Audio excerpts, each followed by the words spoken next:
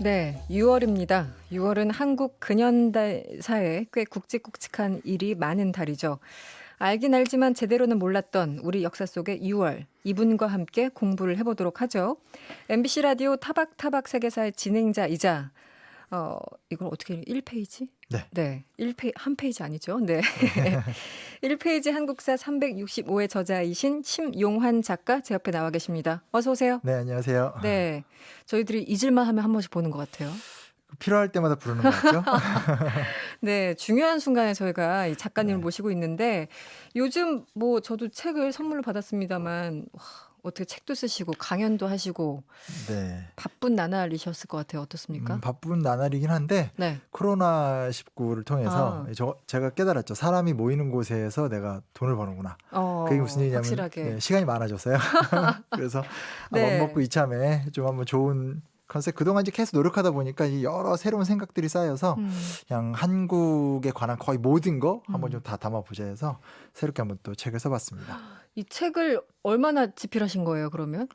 다 쓰는 그러니까 일단 집중해 쓰는 건 한 3개월 정도 걸렸고 네네. 실제로 뭐 준비하고 하는 건 6개월 굉장히 정도. 오래 걸리죠. 그렇죠. 네. 대단하십니다. 네, 알겠습니다. 저도 재밌게 책을 읽어보겠고요. 네. 오늘 뭐 짚어볼 얘기가 굉장히 많아요. 6월 하면 떠오르는 사건들, 숫자들도 굉장히 많고 네네네. 오늘 알아볼 주제가 크게 60 민주항쟁 그리고 6.15 남북 공동선언 이 두 가지인데요. 네. 60 민주항쟁 당시에 심 작가님이 초등학생? 이런 거 되게 네. 좀 민망한데 맞고요. 국민학생? 네. 그 당시는 국민학생이었죠. 저도 국민학생이었죠. 국민학교 나왔어요. 네, 그래가지고 음. 네. 그냥 뭐 기억나는 건 저도 어릴 때인데 그냥 매일매일 그 추릇한 가스 냄새 그리고 어느 날 아버지가 저희 학교 가자고 네. 그래서 그날 이제 학교를 안 가는 날인가 봐요. 네. 갔더니 아버님이 이제 아버지께서 투표하고 나오신 거거든요. 아. 개헌 투표. 네네네. 그랬더니 아버지가 나오셔서 저한테 오늘 역사가 바뀌었어. 오. 그 말씀을 했던 게 지금도 좀 기억이 생생하게 나세요? 기억이 나죠. 네. 이 6월 항쟁 저도 이제 어렴풋이 그 당시 언론 보도나 전 또 이제 그 당시 대학교 근처에서 살던 이 네네. 초딩 학생이었기 때문에 그런 데모하는 장면들도 많이 기억이 나는데 도대체 대한민국에서는 어떤 일들이 그동안 있었던 걸까요? 뭐 너무 역동적이었죠. 그러니까 네네. 우리는 지금 보통 6월 항쟁 얘기하면 뭐 5.18, 뭐 12.12 이렇게 얘기하지만 사실은 뭐 이미 뭐 예를 들어서 뭐 3S 정책을 네네. 통해서 프로야구라든지 뭐 각종 문화가 보급된다라든지 혹은 3조 호황이라고 그래서 경기가 굉장히 또 아, 좋아져서 그랬죠. 눈에 보일 정도로 뭐 사회가 바뀐다라든지 그리고 사실 그때 가장 컸던 사건은 88 올림픽을 우리가 유치한다. 아하. 확정받았던 거. 네. 그래서 뭐 나중 얘기긴 하지만 노태우의 신복이라 불렀었던 박철원의 회고록 같은 거 보면 네. 이 88 올림픽을 개최해 놨기 때문에 음. 군을 동원하지 못했다. 그러니까 음. 유월항쟁에 대한 강력한 무력 대응을 못했다라는 것을 아. 굉장히 적나라하게 또 그렇군요. 소개한 그런 회고록에 나온 내용도 있습니다. 네. 그 전두환 정권 들어선 후에 야권과 학생들을 중심으로 민주화 요구 굉장히 커졌잖아요. 네. 그런데 당시에 전두환 정권에 좀 타격을 줬던 네. 크게 타격을 줬던 어떻게 보면 네네. 사건이 바로 1986년에 일어납니다. 겨울에 있었던 부천 경찰서 성고문 사건. 네. 그렇죠, 그렇죠. 이번에 이제 이 당시에 고통과 피해를 입으셨던 권인숙 네네. 씨께서 이제 국회의원이 또 되시기도 그렇죠. 하셨었는데, 그러니까 부천 경찰서 성고문 사건 같은 경우가 사실은 그 전에도 아직까지도 연구가 덜 된 부분이긴 하지만 네. 사실은 우리 역사의 민주화운동 사회에서 성폭력, 성고문 이런 것들 네. 굉장히 흔했고 비일비재했던 공식적으로 말을 못하고 있었을 뿐이고 그렇죠. 지금도 만나 뵈면 구체적으로 말씀을 못하지만 근데 내가 끌려가서 뭐 이런 되게 힘든 일을 당했다 이런 얘기를 하시는 분들이 많이 계세요. 근데 처음으로 이제 이 이야기를 세상에 내놨던 거고 사실은 굉장히 모욕을 당하죠. 왜냐하면 그렇죠. 이거 거짓말이다. 네. 네. 그리고 검찰이나 보수 언론에서 아니다라는 식의 막 몰아가기식의 보도가 엄청난 있었는데 공세가 있었죠. 그렇죠. 네. 근데 중요한 건 어찌됐건 논란이 됐다는 것 자체가 독재 정권의 균열을 내는 굉장히 큰 힘으로 작용했다는 것 자체는 부정할 수 없는 거죠. 사실은 요즘 그 미투도 네네. 상당히 용기를 내야 되는 사건인데 그렇죠. 일들이잖아요. 네네. 그리고 실제 이제 용기를 내시는 여성분들이 많이 늘어났는데 이때는 제가 말씀드린 것처럼 무려 86년이에요. 맞아요. 네, 시대도 완전히 다른 시대였고 음. 뭐 어떤 이 성고문 사건이 있었다라는 것을 당시 피해자가 얘기한다는 건 사실은 상상 이상으로 힘든 일 그렇죠. 아니었겠습니까? 그러니까 이제 뭐 운동권이 성을 뭐 무기화한다 이런 아, 식으로까지 그러니까요. 보도를 하기도 네네. 했었었고 가족들조차도 이제 하지 마라. 변호사들조차도 이거 하면 그냥 집행유예로 풀려나올 수 있는데 징역 산다라고 하면서 말렸기 때문에 이걸 사실은 깨고 얘기를 했다라는 게 우리가 과거에는 그냥 민주화운동사 정도로 민주운동사의 어떤 사건 정도로 기억하지만 네. 이제 와선 그러니까 미투 운동이 그래도 꽤 네. 많이 수면을 오른 입장에선 좀 새롭게 여성 인권의 관점으로도 그렇죠. 많이 좀 네. 되새겨 봐야 될 사건이 아닌가 그런 음. 생각도 좀 같이 해보게 돼요. 그렇습니다. 단순히가 아니라 그 민주화라는 그 카테고리 안에서만 생각할 것이 아니라 그쵸. 여성의 인권 등. 알겠습니다. 그리고 또 기억나는 게 87년 1월입니다. 지금 시간 순으로 좀 여쭤보게 되는데 박종철 열사가 지독한 고문에 의해서 사망을 했어요. 네네. 그 당시 워낙 유명한 말이 있었죠. 턱하고 치니 억하고 죽었다.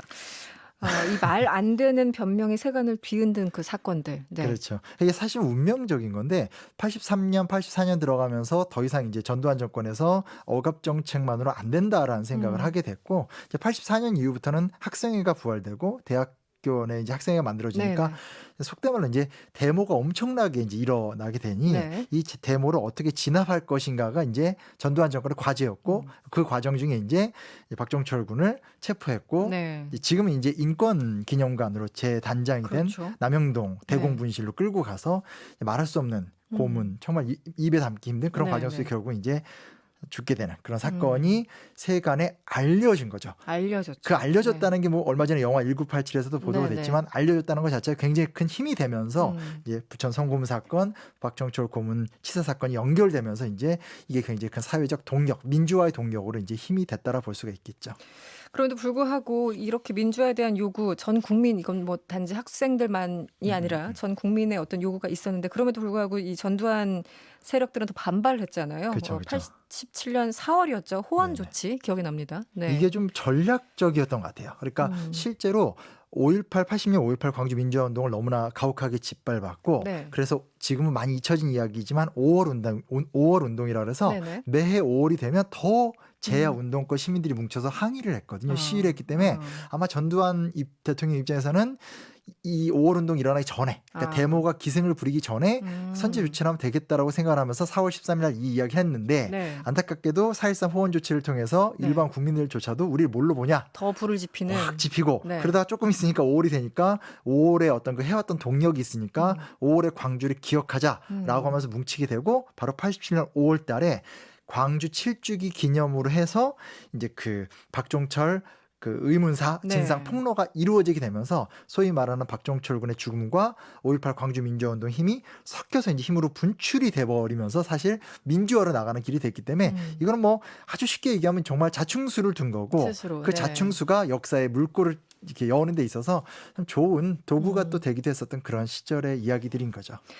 그리고 또 6월 항쟁하면은 뭐 이한열 열사를 떠올릴 수밖에 없는 그렇죠. 상황이죠. 네네. 네. 참 아픈 이야기예요. 우리 네. 역사가 결국 민주화운동사라는 게 사람의 죽음이라는 것이 꼭 계기가 된다는 게 되게 속상한 이야기인 건데 그렇죠. 네. 사실은 86년까지만 하더라도 굉장히 좀 운동권 입장에서 과격한 주장들, 뭐 반미라든지 네. 뭐 이렇게 좀 군부 파쇼에 대한 투쟁, 그러니까 일반 시민들이 보기에 좀 부담스러운 주장들을 네네. 많이 했었었는데 86년에 여러 실패들을 겪으면서 이게 아니다. 라고 하면서 굉장히 시민들의 눈높이에 맞는 직선제 개헌 투쟁으로 가면서 네. 그 과정 속에서 이제 그 60 대행진 바로 그 직전에 이제 이한열 군이 이제 사망을 하게 되죠. 이건 영상, 사진 다 남아 있고 심지어 그렇게 돼 있었으니까 이걸 보고 또 시민들이 굉장히 분노하게 되고 바로 이제 돌아가신 게 아니고 또 사경을 헤매는 네, 과정. 그 속에서 맞습니다. 이제 대학생들이 이거 괜히 또 시체를 그러니까 괜히 또 이제 뺏겼다가 네네.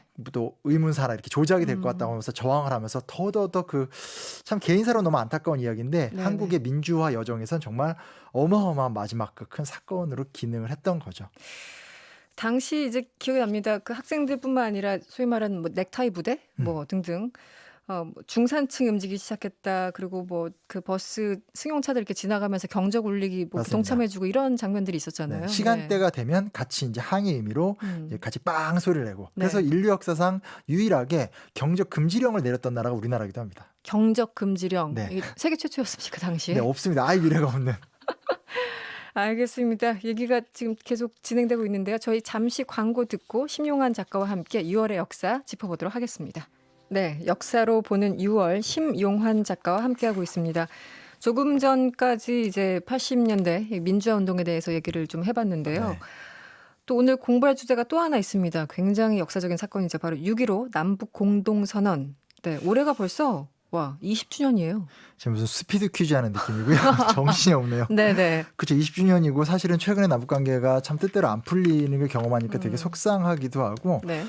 좀 그런 것 같아요. 그리고 이 이전 세대를 기억하는 사람들 입장에서는 야 이게 큰 변화였었지 이런 생각이 있지만 또 한편에서 학생들하고 또 얘기하다 보면 네. 이런 일이 있었어요. 이렇게까지 물어보는 6.15를. 그쵸. 그렇군요. 네. 좀 20년 그런 지났으니까. 여러 좀 반성할 측면이 많은 것 같습니다. 네.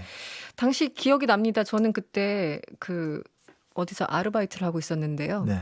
사실은 MBC에서 아르바이트를 하고 있었던 학생인데 믿겨지지가 않는 거예요. 그 두 사람이 만날 수 있는 건가? 그렇죠. 이거는 거의 불가능한 일이라고 생각을 했는데 악수를 하는 장면이 지금까지도 굉장히 기억에 남아요. 어떠셨어요? 그때 기억나시죠? 네, 저도 기억나죠. 똑같이 네네. 가신다고 김대중 대통령이 가신다고 할 때도 뭐 믿겨지지 않았고 내렸다고 할 때도 믿겨지지 않았고 네. 악수하고 있는 모습을 보면서도 믿겨지지 보면서 않았었던. 또 그래요, 맞아요. 근데 또 네. 그 이후에 굉장히 고생을 하면서 합의안을 도출을 하잖아요. 네네. 우리가 속칭 햇볕 정책이라고 그래서 쉬운 거부터 하자. 그리고 이렇게 좀 마음을 열고 네. 편한 거부터 실무적인 거부터 하자라고 얘기하는데 실제로 내용들 관철됐던 건 사실 그 전에 이미 뭐 91년 이때부터 나왔던 이야기들인데 그것들이 이제 실체화가 되는 거죠. 네. 그래서 금강산 관광 같은 경우도 이제 정주영 그다음에 현대그룹 회장의 의지로 이제 뚫어놨던 걸 더 확대시킨다라든지 바로 시작하지 못했지만 개성공단에 대한 합의를 그렇죠. 본다라든지 경선을 뚫는다라든지 이런 것들이 이제 일단 먼저 할 수 있는 걸 하면서 관계를 열자. 가장 문제가 됐던 게 통일안이었거든요. 네네. 북한은 이제 연방제를 수호하는 거고 우리는 연합을 거쳐서 통일로 가야 되는 건데 네. 그것이 이제 절묘한 거죠. 낮은 단계의 낮은 단계. 연방제와 연합제가 공통점이 있으니까 한번 가보자.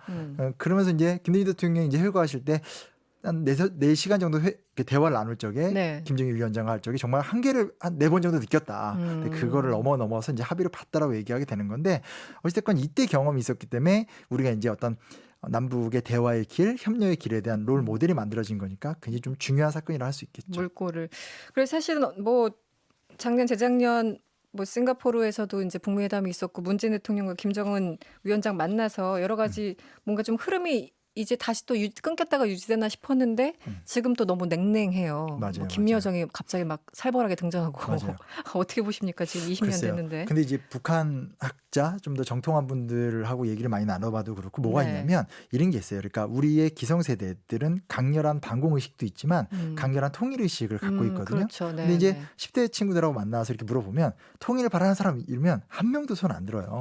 대놓고. 이제는 한 명도 없습니까? 예전에 조금 예전에 있었는데. 적었죠. 이제 아예 네네. 없는 단계가 됐는데 그걸 이제 우리가 뭐라고 그럴 문제가 아니라 그만큼 사회가 급속도로 바뀌고 있다라는 거고 네. 북한의 정통한 학자나 뭐 이렇게 해서 만나보면 북한도 비슷하다라는 거예요. 그러니까 점점점 두 북한도. 나라의 이질감이 오래 가기 때문에 그런 것들을 고려하면서 새롭게 우리가 이 문제를 어떻게 풀 것인가 이런 고민을 같이 좀 해봤으면 좋겠습니다. 알겠습니다. 짧은 시간 안에 다 짚어주시느라 너무 고생하셨어요. MBC 라디오 타박타박 세계자 진행자이신 심용환 작가였습니다. 오늘 고맙습니다. 네, 감사합니다. 여러분의 퇴근길을 꽉 채워드립니다. 평일 저녁 6시 5분 이승원의 세계는 그리고 우리는